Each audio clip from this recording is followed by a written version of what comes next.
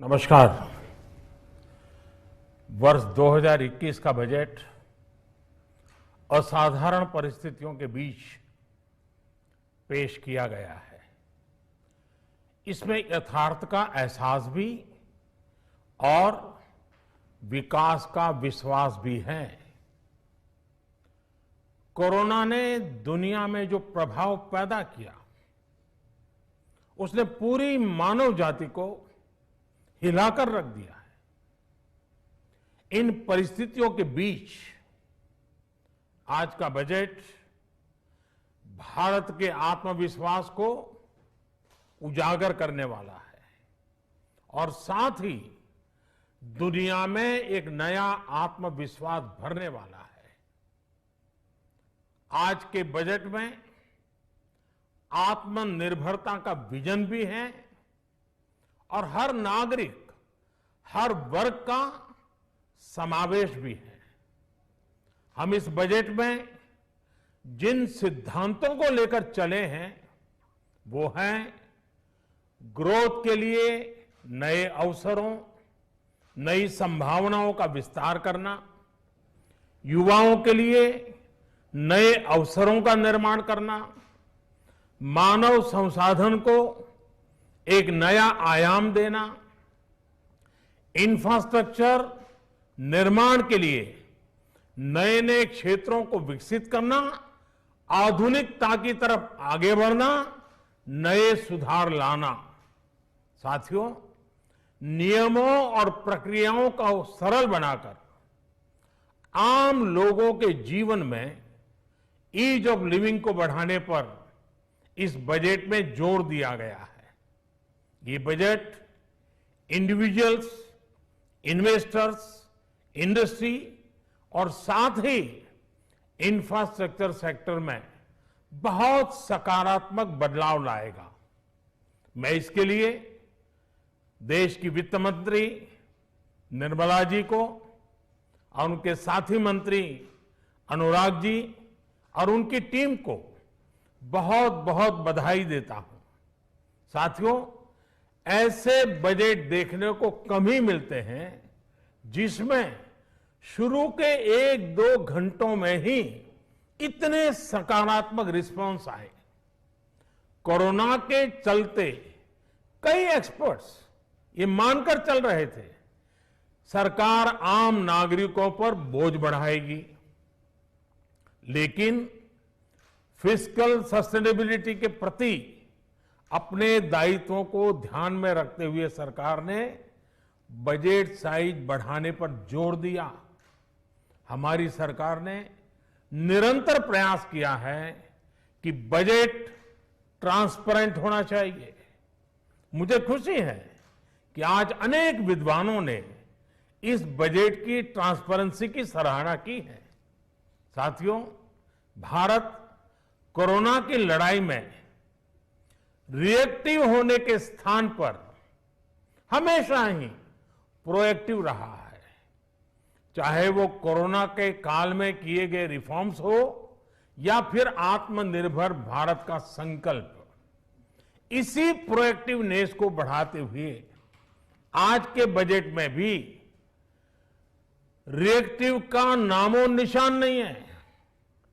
साथ ही हम एक्टिव पर, स्टेटस को पर भी अटके नहीं हैं और हमने इस बजट में भी प्रोएक्टिव बजट देकर के देश के सामने प्रोएक्टिव होने का संदेश दिया है। यह बजट उन सेक्टर्स पर विशेष रूप से केंद्रित है जिनसे वेल्थ और वेलनेस दोनों ही तेज गति से बढ़ेंगे, जान भी जहान भी। इसमें एमएसएमईज और इंफ्रास्ट्रक्चर पर विशेष रूप से जोर दिया गया है। इसी तरह ये बजट जिस तरह से हेल्थ केयर पर केंद्रित है वो भी अभूतपूर्व है। ये बजट देश के हर क्षेत्र में विकास यानी ऑल राउंड डेवलपमेंट की बात करता रहता है। खास तौर पर मुझे खुशी है कि इस बजट में दक्षिण के हमारे राज्य, पूर्वोत्तर के हमारे राज्य और उत्तर में लेह लद्दाख जैसे क्षेत्रों में विकास पर विशेष ध्यान दिया है। ये बजट भारत के कोस्टल स्टेट्स जैसे तमिलनाडु, केरल, पश्चिम बंगाल, इनको एक बिजनेस पावर हाउस बनाने की दिशा में एक बड़ा कदम उठाए। नॉर्थ ईस्ट के राज्य जैसे असम के अनएक्सप्लोर्ड पोटेंशियल को टैप करने में बजट बहुत बड़ी मदद करेगा। इस बजट में जिस तरह से रिसर्च एंड इनोवेशन इकोसिस्टम पर बल दिया गया है, जो प्रावधान किए गए हैं, उनसे हमारे युवाओं को ताकत मिलेगी। भारत उज्जवल भविष्य के लिए बहुत ठोस कदम रखेगा। साथियों, देश के सामान्य मानवी का, महिलाओं का जीवन आसान बनाने के लिए उनके स्वास्थ्य, स्वच्छता, पोषण, शुद्ध जल और अवसरों की समानता, इस पर इस बजट में विशेष बल दिया गया है।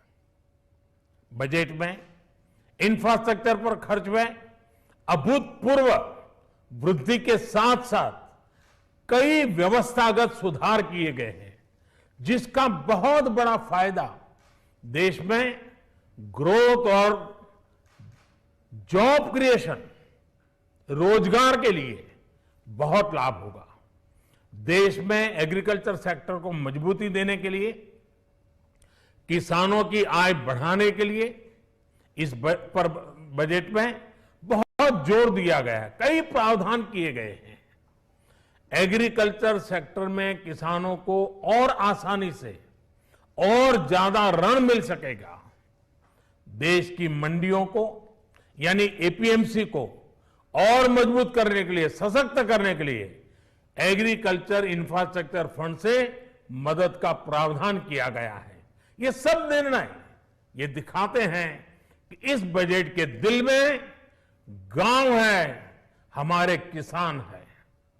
एमएसएमई सेक्टर को गति देने के लिए, रोजगार के अवसर बढ़ाने के लिए इस बार एमएसएमई सेक्टर का बजट भी पिछले साल की तुलना में 2 गुना से ज्यादा कर दिया गया है। साथियों, ये बजट आत्मनिर्भरता के उस रास्ते को लेकर आगे बढ़ा है जिसमें देश के हर नागरिक की प्रगति शामिल है। ये बजट इस दशक की शुरुआत की एक मजबूत नींव रखने वाला बजट है। सभी देशवासियों को आत्मनिर्भर भारत के इस महत्वपूर्ण बजट के लिए मैं बहुत बहुत शुभकामनाएं देता हूं। फिर से एक बार वित्त मंत्री जी और उनकी टीम को बहुत बहुत अभिनंदन करता हूं, धन्यवाद करता हूं।